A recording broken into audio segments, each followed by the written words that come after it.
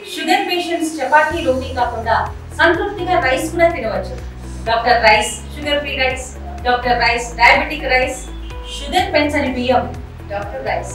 కడప జిల్లా కమలాపురం వేదికగా పసుపు పండుగ జరగబోతుంది. ఈ నేపథ్యంలో ఇక్కడ సంబంధించి మహానాడు ప్రాంగణంలో ఎలాంటి ఏర్పాట్లు జరుగుతున్నాయి, అదేవిధంగా ఎలాంటి తీర్మానాలు చేయబోతున్నటువంటి విషయం అన్నీ కూడా ఆరా తీసే నేపథ్యంలో ఇక్కడ మంత్రి కొల్లు రవీంద్ర గారు పర్యటించారు. ఇప్పటికే ప్రాంగణంలో ఉన్నటువంటి ప్లీనరీకి సంబంధించినటువంటి ఏర్పాట్లు కావచ్చు, అదేవిధంగా బహిరంగ సభకు సంబంధించినటువంటి ఏర్పాట్లను కూడా ఆయన పరిశీలించారు. ఈ నేపథ్యంలో ఆయన్ని అడిగి చూసుకునే ప్రయత్నం చేద్దాం. ఎలాంటి తీర్మానాలు చేయబోతున్నారు ఏంటంటే చెప్పండి, ఎలాంటి తీర్మానాలు చేయబోతున్నారు అసలు?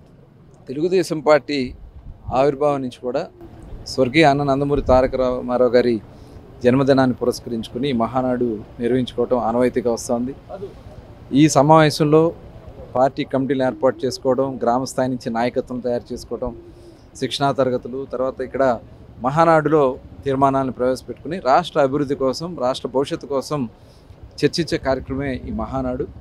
ఇది దాదాపు 44 సంవత్సరాలుగా ఈ సంప్రదాయం కొనసాగుతుంది. ఫస్ట్ టైం కడపలో ఈ కార్యక్రమం పెట్టుకోవడం చాలా ఆనందంగా ఉంది. ఎందుకంటే ఇవాళ 94% స్ట్రైక్ రేట్తో 175 స్థానాలకి 164 స్థానాలతో ఇవాళ కూటమి ప్రభుత్వం ఏర్పాటు చేసుకోవడం, ఇంత పెద్ద పండుగని ఇక్కడ చేసుకోవడం అనేది నిజంగా ఒక చరిత్ర. ముఖ్యంగా ఈ ప్రాంతంలో తెలుగుదేశం పార్టీకి మొట్టమొదటి నుంచి కూడా నాయకత్వం బలంగా ఉంది. ఆ నాయకత్వంతో ఇక్కడ మనం 2 రోజుల పాటు తీర్మానాలను ప్రవేశపెట్టుకుంటూ 3వ రోజు బహిరంగ సభ చేసుకోవడం అనేది చాలా గొప్ప విషయంగా భావిస్తూ ఉన్నాం. రాష్ట్ర నలుమూల నుంచి కూడా ప్రతినిధులు ఈ కార్యక్రమం రాబోతూ ఉన్నారు.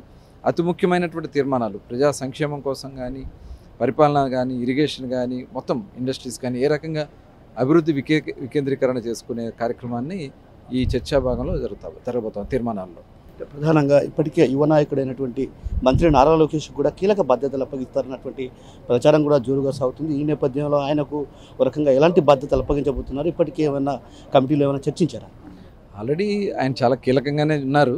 లోకేష్ గారు మరి అపోజిషన్లో ఉన్నప్పుడు ఆయన చేసినటువంటి యువగణం పాదయాత్ర కానీ, కార్యకర్తలకి సంక్షేమం కోసం ఏర్పాటు చేసినటువంటి నిధులు కానీ చాలా ఆయన చేసినటువంటి కార్యక్రమాలు మేము కూడా ఆయనతో పాటు పాదయాత్రలో చూసినప్పుడు అందరితో మమేకోవటం, అన్ని వర్గాలతో, కుల వృత్తులు, చేతి వృత్తులు, అదేవిధంగా యువత, మహిళ అందరితో కూడా ఆయన మమేకమవుతూ వాళ్ళ సమస్యలన్నీ కూడా తెలుసుకుని ఇవాళ అవగాహన కలిగినటువంటి నాయకుడిగా ముందుకెళ్తూ ఉన్నారు. అలాగే రాష్ట్ర అభివృద్ధి కోసం పరిశ్రమల ఏర్పాటు విషయంలో కానీ, ఐటీ రంగంలో కానీ, అలాగే విద్యార్థుల మీద కానీ తీసుకున్న నిర్ణయాలు చాలా అద్భుతంగా రాష్ట్ర భవిష్యత్తుకి డెఫినెట్గా ఉపయోగపడుతుంది. ఒక మంచి నాయకుడిగా ఆయన ముందుకెళ్తున్నారు కాబట్టి అతి కీలకంగానే ఉన్నారు. ఇంకా కీలకమైనటువంటి బాధ్యతలు కూడా ఆయన తీసుకునేదానికి అవకాశం.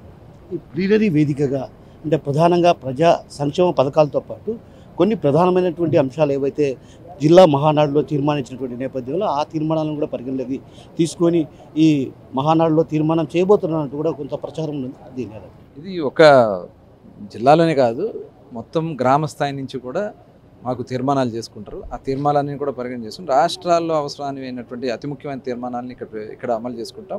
మిగతాది జిల్లా స్థాయిలో అమలు చేసుకోవాల్సినటువంటి తీర్మానం జిల్లా స్థాయిలో చర్చించుకుని అక్కడ అధికారులతో అవి ముందుకు తీసుకెళ్ళడం జరుగుతుంది.